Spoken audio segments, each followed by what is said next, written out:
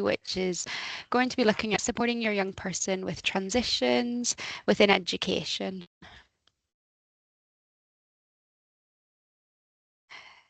So just to introduce ourselves, my name is Sophie. I'm an education mental health practitioner on the team. Hi everyone, my name is Jas and I'm also an education mental health practitioner within the team. So we both work for Trafford Thrive in Education, which is a mental health support team. And we are part of NHS CAMHS and we're based in schools and colleges across Trafford. So we have three main functions, and the way that we kind of support staff and students and families is through that whole setting approach. So that might look like kind of workshops and assemblies and webinars, things like this. We offer kind of advice and guidance, whether that be to kind of school or parents. And we also offer that low intensity intervention. So that might be kind of one-to-one or through group work. So a little bit about what to expect today. So we're going to think a little bit about transition. We're going to talk a little bit about how transition might have an impact on well-being and kind of the importance of resilience in that.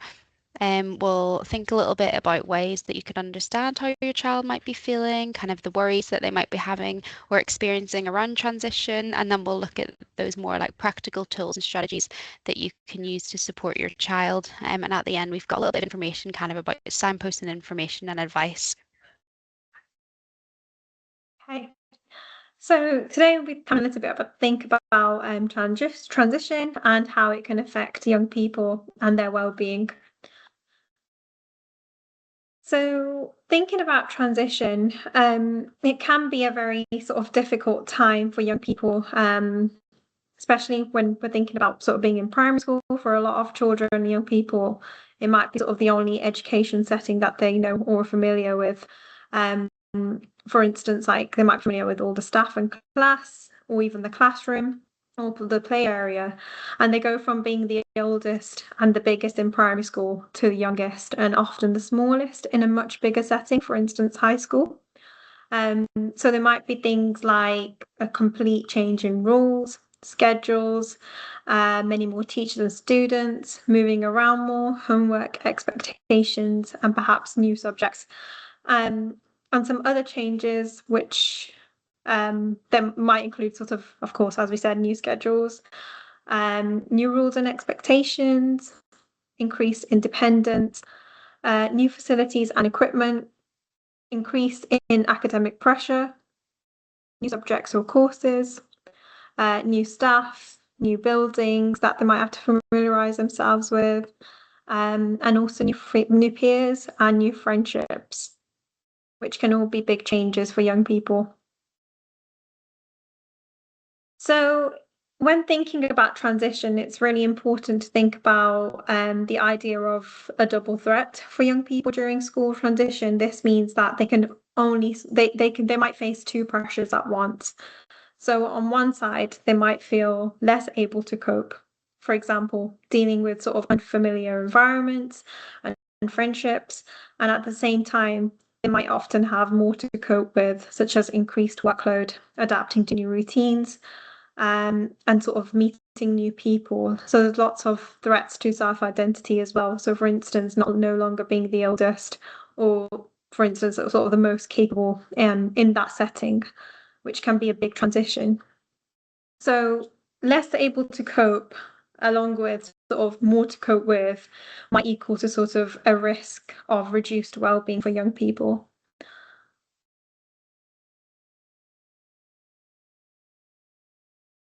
So if we think then kind of about that CBT model, so that cognitive behavioral therapy model, and when we speak about kind of offering that low intensity support as a service, this is kind of the model that we work within.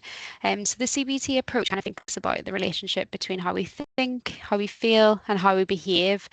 And the changes and that uncertainty that transition can bring can really impact that cycle.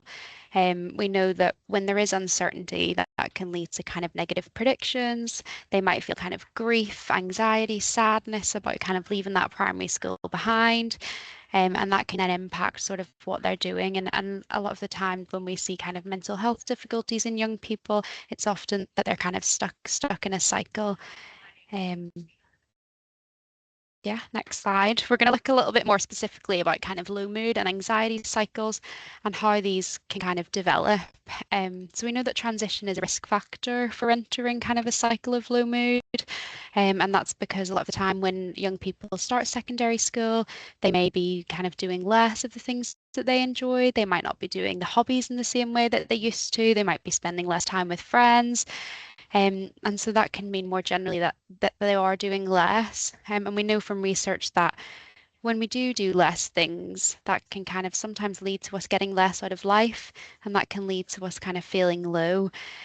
So transition can be a risk factor for entering this cycle, and as well as that anxiety. If we go to the next slide. It can also be a risk factor for kind of entering a cycle of anxiety. So when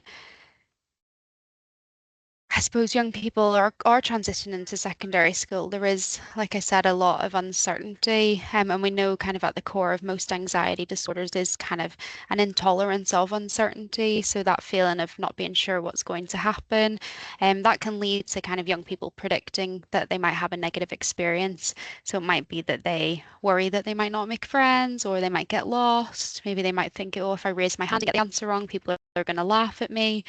And these negative predictions that they make can lead to those feelings of anxiety.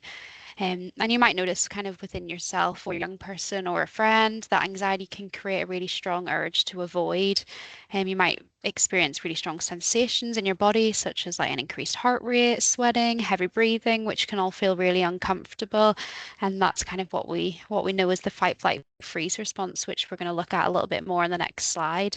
But we know that this urge to kind of avoid often provides short-term relief, but in the long term, it can reinforce that belief that something bad will happen and that they won't be able to kind of cope with that situation.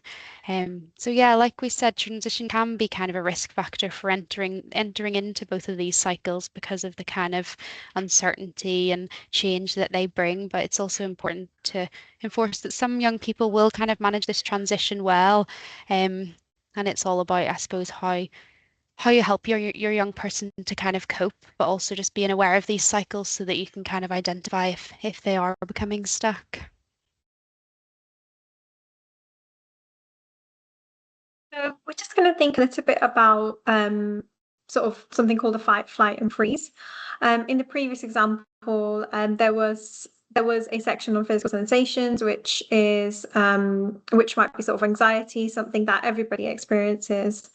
And when thinking or talking about the upcoming transition, you may notice some triggers in your young person, in your sort of in terms of like that fight, flight, freeze response.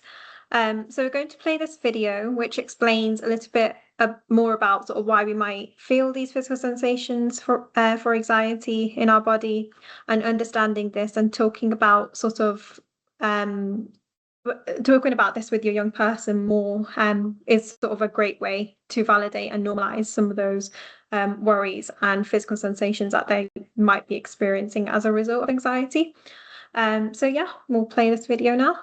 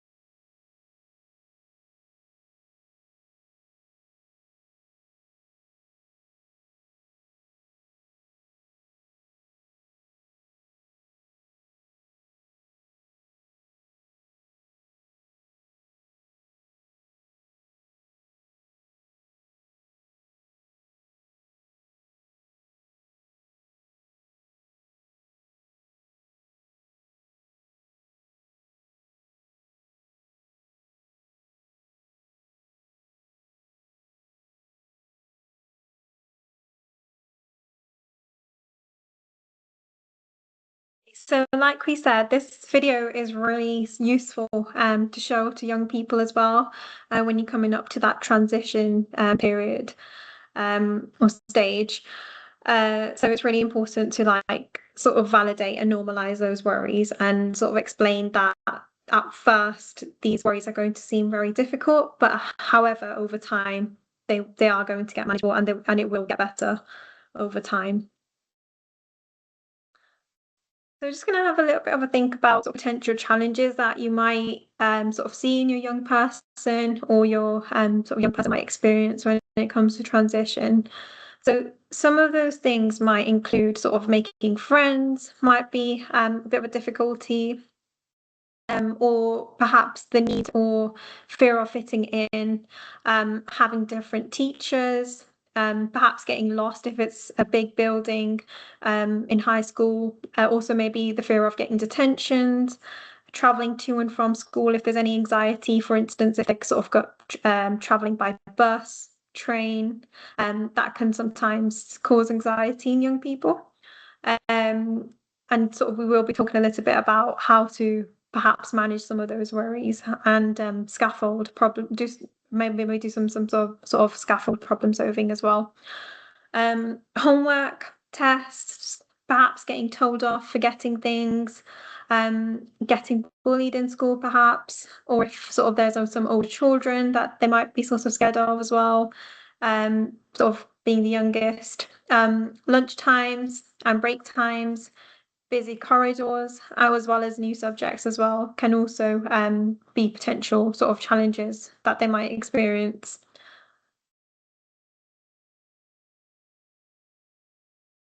So now that we've kind of had a little bit of a think about how transition can impact on mental health and kind of some of those worries that young people might be having, and we wanted to look at those more like practical strategies of how you might support your young person kind of both now and kind of during and as it approaches towards that transition. So a really big part of kind of supporting young people now is about helping to make those worries feel more manageable. And we know that worries at this stage are really normal and common. And that kind of list of worries that Jazz just went through are kind of the most common worries that we do see in young people. A lot of the time they kind of worry about the same thing. And so it can be really helpful to just kind of normalize those worries, like we said. Um, and I suppose it might be helpful for you as well to sort of reflect on your memory of starting high school. And was there any memories that you experienced? Or if you can't remember that far back, then maybe you might want to talk about your experience of starting a new job and kind of just reflect on any worries that that sort of uncertainty brought.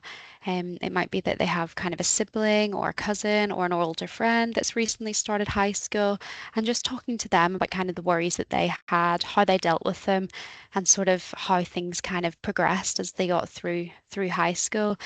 It can really help as well to talk about a time when they've dealt with change well in the past. So kind of recognizing their strengths and recognizing that, I suppose again, just normalizing that that change does bring about uncertainty, and uncertainty brings about anxiety, and that all is really, really normal. So you might want to, yeah, talk about a time they've dealt with change well in the past, whether that be, if they've had a new sibling, maybe they've had a different teacher when they've moved into a different year group, have they attended a new club, and just reflect with them about the worries that they had before that change happened and how they were able to cope. Did those worries come true? What did they do to kind of help them to manage? We just really want to normalize that change and uncertainty brings about anxiety, because that can really help it to sort of feel a little bit more manageable. And you might want to also scaffold them to kind of sort their worries, which we're going to look at a little bit more on the next slide. So that's kind of making worries to feel more manageable. And if we look a little bit now about kind of building familiarity, sorry, go back, Jazz. Thank you. Yeah, so there's some kind of examples there of how you might build familiarity and which can support your young person with managing some of that uncertainty that comes with change. So the first thing there is visiting the school in person. So you might want to just have a look at it from the outside. It can help to kind of do a trial run. So if they're going to be, getting the bus to school, can they practice their route? What bus are they going to take? Maybe if they're cycling, can they practice the cycle route? Do they know where they're going to park their bike? All of those things can kind of help them to feel more prepared. And doing that trial run can be really helpful so that they, when it comes to that first day, it's not the first time that they're doing it. They've done it before, so they have that kind of sense of familiarity.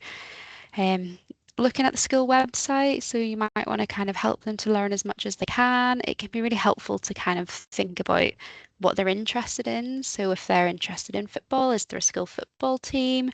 If they're interested in cooking, is there any like after school cooking clubs? Kind of things that can kind of get them excited and look forward to joining secondary school.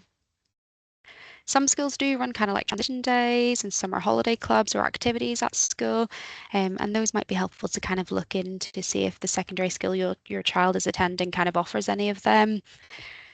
And then getting the uniform in advance. So this can be a really good opportunity to kind of encourage that independence. Can they go on the website? Can they check what they need? Can they come along with you while you buy the uniform? All of those things can kind of be a really good opportunity to encourage that independence, but kind of getting it in advance again just adds to that feeling of sort of being prepared. And then setting goals as well. So this kind of links back to, I suppose, learning about the school and thinking about the clubs and societies, but setting goals can be really helpful. So what they kind of want to get out of high school, is it that they want to make new friends? Do they want to sign up to the football club? What is it that they want to kind of achieve when they start secondary school? And then the last thing is just talking about things early. That can be really, really helpful to kind of talk about things now, and kind of normalize those worries and kind of work towards building that familiarity, rather than kind of putting things off all summer and dealing with them in that last few days. Just starting to kind of introduce those conversations about starting secondary school to sort of understand how they're feeling and be able to work through any worries with them. Thanks, Sophie. So if we move on to sorting worries now, as Sophie sort of explained, to make worries a bit more manageable, sometimes it can be really useful to sit down with your young person and have a think about what are the types of worries they're having, and sort of try categorizing them into practical and hypothetical worries. So practical worries might be worries that we can act on and we can sort of do something about them to sort of make them more manageable. So something called scaffold problem solving. So you might want to sort of think about with your young person what could they do if the sort of their worst case scenario does happen. Like for instance, if they sort of forget to sort of revise for a test in that week, or they've not done their homework for the next day, just sort of thinking about how can we sort of make this a bit more manageable, and what can we do to sort of make it a bit better. So we have got some examples of this in the toolkit that we will be sending out to you to go through with your young person. And then on the other side, there is also hypothetical worries. So those are worries that we might not always be able to do something about. These worries might be sort of worries that are like what if worries about the future, and things. So they can be difficult to get out of our minds, but it's really important to normalize these worries and remind them of perhaps previous times of when they have coped and they've done well with that worry or like a similar worry. So this is a worry waterfall, which is a really nice diagram to sort of talk through with your young person when it comes to worries, but it's also included in your toolkits as well for transition. So this is quite important, as Sophie said. So we've talked about some obvious challenges that young people might be worried or concerned about.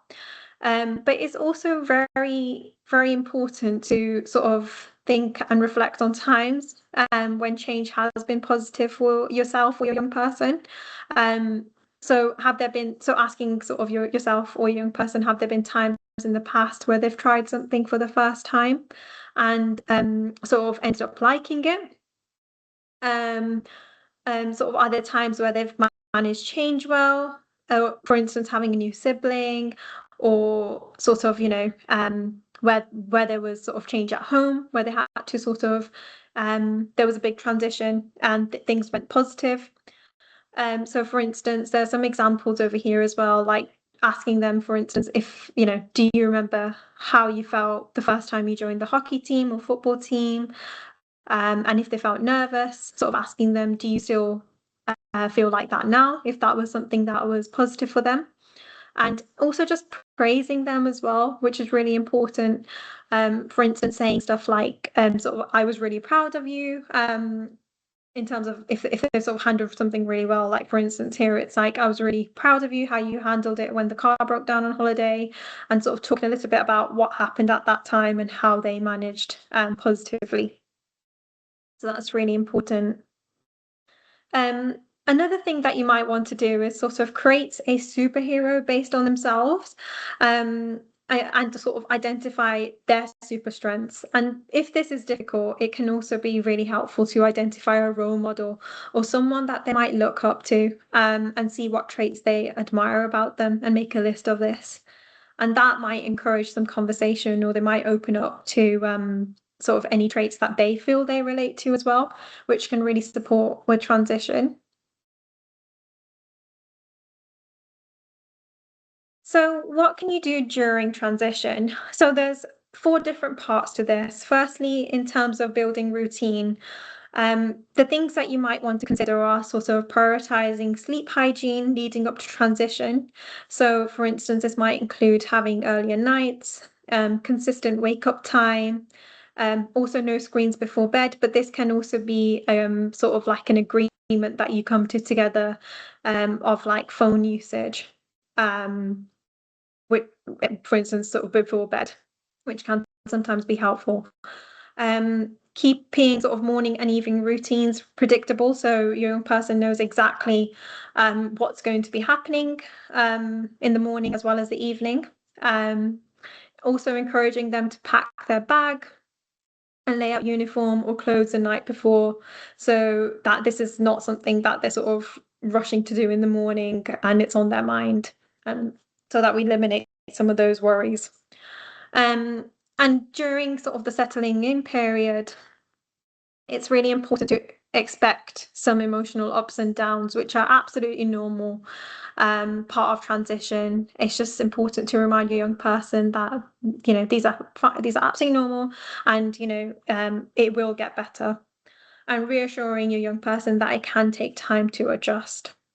If they are struggling to meet friends, always sort of encourage clubs and activities, as we know, shared interests can make it easier as well. So this might be something that you might want to maybe discuss with your young person's tutor or someone at school, to sort of see if there are any clubs that they can join. And also really important to stay connected to the school. So know your child's key contacts, for instance, their form tutor, pastoral lead, and head of year, if sort of any difficulties do arise.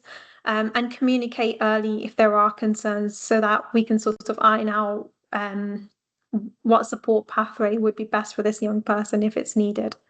And as we know, of course, smaller issues are easier to resolve early on. Also, a key part to this is communication at home. Ask specific questions, such as, for instance, like what went well today, or what felt tricky at the end of the day. And really important to try and listen first. And I know it's a very sort of natural thing as a parent to want to sort of rush into things and to fix everything, but it's so important to just give yourself and young person to think and reflect on what's going on.